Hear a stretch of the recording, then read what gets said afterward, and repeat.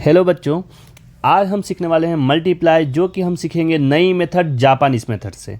अब इस मेथड में करना क्या है, इस मेथड में आप एक नंबर लेते हैं 12 मल्टीप्लाई 23 और आप कुछ लाइंस लेते हैं, इस टाइप से कुछ लाइंस ड्रॉ करते हैं और लाइंस ड्रॉ करके हम डायरेक्ट लिख लेते हैं इसका आंसर।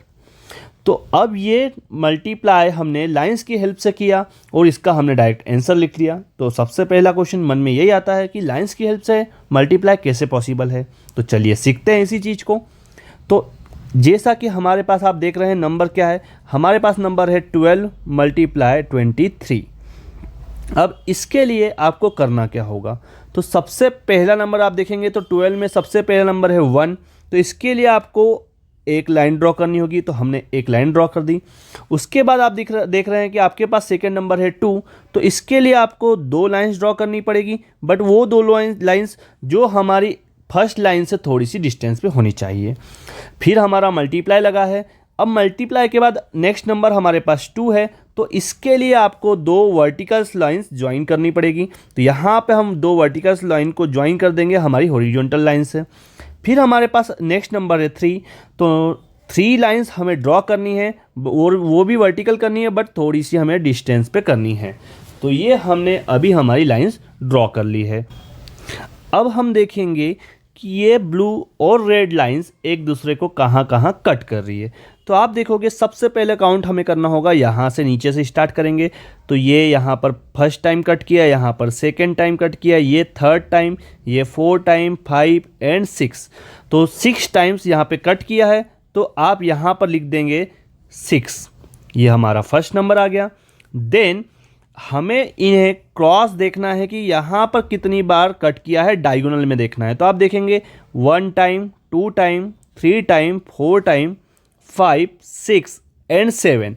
तो 7 टाइम्स एक दूसरे को कट किया है, तो यहाँ पर हम लिख देंगे 7। देन यहाँ पर हम चेक करेंगे कितनी बार कट किया है सबसे ऊपर की साइड। तो ऊपर की साइड आप देखेंगे सिर्फ 2 टाइम्स कट किया है, तो यहाँ हम लिख देंगे 2 और यही हमारा फाइनल आंसर आ जाएगा इस मल्टीप्लाई का 276। तो आई होप आपको ये मल्टीप्लाई समझ में आया होगा। देन हम इसे चेक करते हैं कि क्या हमारा जो आंसर है वो सही आया है, जो मल्टीप्लाई हम इंडियन तरीके से करते हैं। तो हमारे पास नंबर था 12 एंड 23। तो इसका हम मल्टीप्लाई करते हैं हमारे इंडियन तरीके से। तो आप 12 का मल्टीप्लाई करेंगे 23 में, तो सबसे पहले आप 2 का मल्टीप्लाई करेंगे 3 में। तो 2 3 जा 6, 2 2 जा होता है हमारा 4। यहाँ पर आप लगाते हैं क्रॉस। 1 का मल्टीप्लाई 3 में करते हैं तो ये 3 हो जाता है। 1 का मल्टीप्लाई आप 2 में करते हैं तो ये हो जाएगा हमारा 2। और इनको हम कर लेंगे प्लस, तो ये हो जाता है 6, ये हो जाता है 4 एंड 3 7 और ये हो जाता है हमारा 2। तो आप देखेंगे हमने इंडियन तरीके से किया तब भी 276 आ रहा है, हमने जापानीज तरीके से लाइन की हेल्प से किया तो भी 276 आ रहा है। इसका मतलब हम लाइंस की हेल्प से भी मल्टीप्लाई इजीली कर सकते हैं। तो मैं ये उम्मीद कर रहा हूँ कि आपने ये सीखा होगा, आपको ये करने में मज़ा भी आया होगा।